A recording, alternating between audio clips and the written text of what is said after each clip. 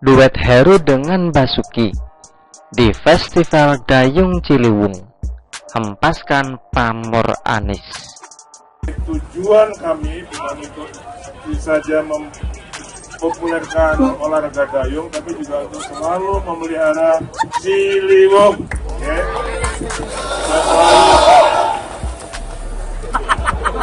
Kita bersih-bersih Ciliwung supaya sungai yang satu-satunya besar melewati Jakarta bisa dipakai oleh rakyat di sepanjang Ciliwung ini.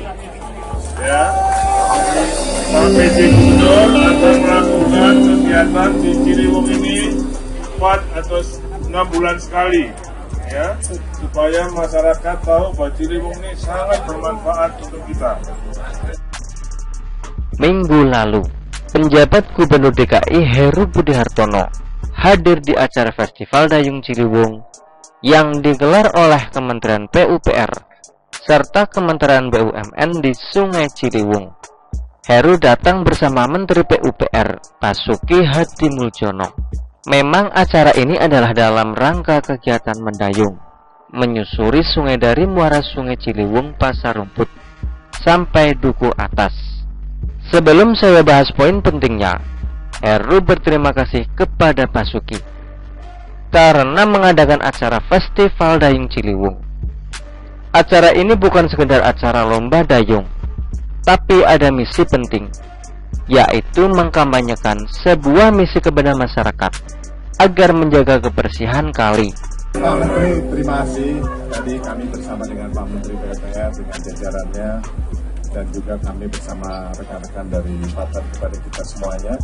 Yang terpenting adalah saya himbau kepada seluruh masyarakat satu saja, untuk tidak membuang sampah, tidak membuang sampah ke kali. Kali Ciliwung adalah milik kita yang kita harus jaga dan aset untuk kita semuanya, aset milik kita semuanya. Dan saya rasa itu kita membangkitkan bahwa kita harus cinta sungai, cinta kali Ciliwung. Heru juga mengajak warga mendukung program penanggulangan banjir. Program penanggulangan banjir seperti apa yang dimaksud Heru? Tentu saja salah satunya adalah normalisasi sungai. Dulunya air di Kali Ciliwung bersih dan banyak ikan.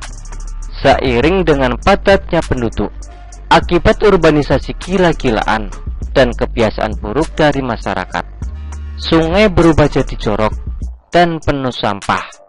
Ikan-ikan itu pun hilang dari peredaran.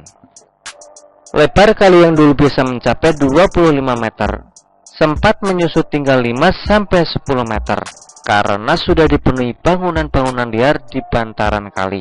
Kondisi ini terus terjadi hingga akhirnya muncullah Ahok yang berani menggeblek dan membereskan masalah di Kali Ciliwung. Ahok melakukan normalisasi, yang artinya mengembalikan fungsi dan spesifikasi sungai seperti sedia kala.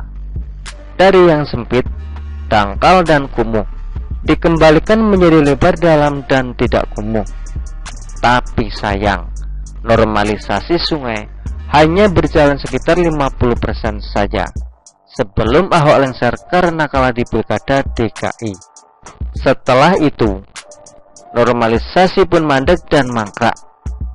Pak Basuki tak bisa berbuat apa-apa karena harus menunggu pembebasan lahan yang merupakan tanggung jawab Pemprov DKI. Anies santai saja, tidak melakukan apapun. Pak Basuki pasrah. Akhirnya Anies lengser dan normalisasi sungai pun dilanjutkan karena Heru lebih kooperatif dan mau bekerja sama menanggulangi banjir. Makanya jangan heran di acara Festival Dayung Ciliwung, Heru datang bersama dengan Pak Basuki. Keduanya terlihat kompak dan serasi. Yang dapat panggung malah Heru, hanya dengan kejelasan soal kelanjutan normalisasi sungai. Heru dapat berkah dan apresiasi di mana-mana. Bahkan ada warga yang begitu bahagia sampai mengadakan acara potong tumpeng karena kali angke dinormalisasi. Anies dapat apa? Mana naturalisasi sungai dia banggakan itu? Naturalisasi apaan? Memangnya sungainya masih berstatus warga negara asing sehingga harus dinaturalisasi? Festival Dayung Ciliwung ini adalah kado indah buat Anies yang terkenal gemar cuap-cuap. Masyarakat disadarkan bahwa sungai yang indah dan bersih bisa diwujudkan kalau pemimpinnya mau bekerja dan masyarakatnya mau diajak menjaga kebersihan. Duet Heru dan Basuki adalah contoh nyata. Memang agak disayangkan Ahok tidak menjabat sebagai gubernur. Seandainya dia menang dan menjadi gubernur di periode kedua, mungkin hasilnya akan lebih spektakuler lagi. Jakarta melaju kencang, gas penuh tanpa rem. Di tangan Anies, Jakarta berjalan dengan rem, lambat sekali, tapi dibilang melaju pesat melebihi kecepatan pesawat. Dan pesan tersirat yang ingin disampaikan dalam festival dayung tersebut adalah Anies memang tak bisa kerja dan bandel kalau diajak kolaborasi. Mereka berdua ingin memberikan sentilan telak bahwa ada mantan gubernur yang telah membuang waktu sia-sia dengan menjual omongan tanpa tindakan. Bayangkan saja, menyelesaikan normalisasi sungai saja Anies tidak bisa, apalagi mau menyelesaikan persoalan negara yang ratusan kali lipat lebih besar dan rumit. Dengan apa Anies bisa membawa perubahan kalau selama ini yang dia perlihatkan hanyalah keahlian menata kata dan menjual janji surga? Namanya aja koalisi perubahan, tapi perubahan yang mereka tawarkan adalah perubahan ke arah mundur ke belakang.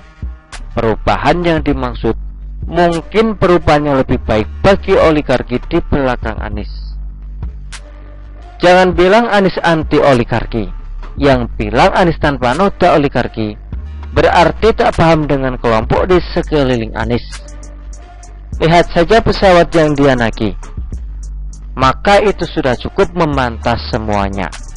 Akhir kata, warga jangan sampai tertipu lagi hingga kesekian kalinya. Heru dan Basuki adalah contoh nyata bagaimana pemimpin harusnya bekerja. Heru dan Basuki adalah contoh nyata bagaimana pemimpin harusnya bekerja.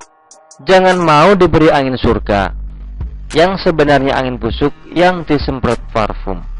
Begitulah kura-kura. Artikel ini diambil oleh siwo.com dan ditulis oleh XRD. Bagaimana menurut Anda?